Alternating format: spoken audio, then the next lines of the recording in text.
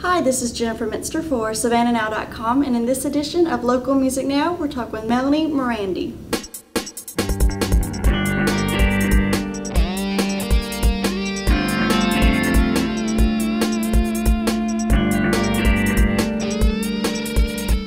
Well, Melanie, thank you very much for coming and talking to us. Appreciate it. Thank you, Jennifer. You're a folk singer, yes. Correct? Okay, so tell us, how long have you been singing and playing the guitar?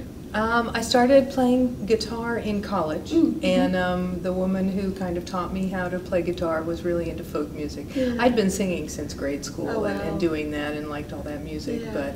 but she really loved Joan Baez and Joni Mitchell and Judy Collins and that whole Bob Dylan genre, and so I started learning those songs and just fell in love with them. Yeah, I was going to ask you a little bit about your influences that kind of pushed you a little bit more into the folky sound. Some of those artists? I think what I really like is that a lot of folk music is a story. It's a ballad.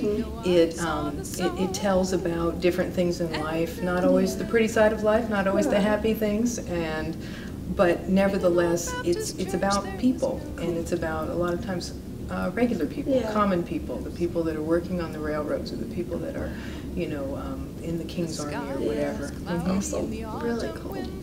Well, tell me, you are a member of the Savannah Folk Music Society. That's right. I want to make sure that, kind of since it started, since the inception? For quite a long time. I came in. I was one of the people that played at the first folk music for Friday, and that's exciting. That's been going on over 20 years now, which is just amazing. So tell us a little bit about the society itself, and I believe every once in a while you do a pickin' jams, if I'm saying that right? We do. The Folk Music Society website is a really good place to find out what's going on in the local folk scene.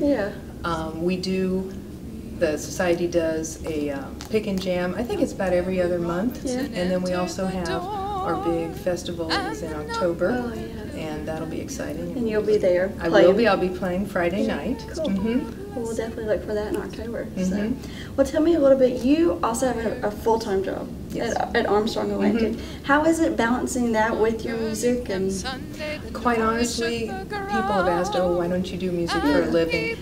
I think it would take all the fun out of it. If I play just for myself, don't expect money.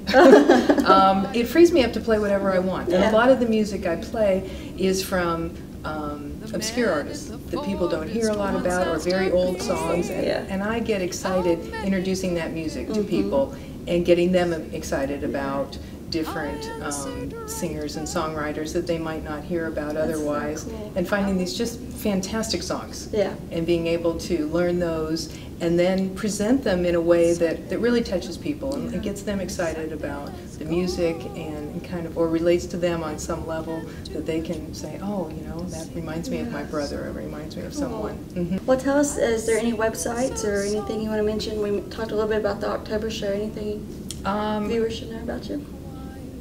I mean, the Savannah Folk Music Society is just a really good resource for local things. I guess I would say, you know, support local musicians. Go out and see them. There's a lot more going on in Savannah all the time. And we've got a great music scene developing, especially with the Savannah Music Festival and a lot more concerts. The Folk Music Society does do regular concerts also, and they come into town, and they've got some really good performers coming in, so do patronize those, because that makes it easier to get more and more people in. Right, that's definitely cool. Well, Melanie, thank you very much. We appreciate you talking to us and coming on the show and everything. Delighted. Thank you. And guys, be sure to come back next week for our next local featured artist.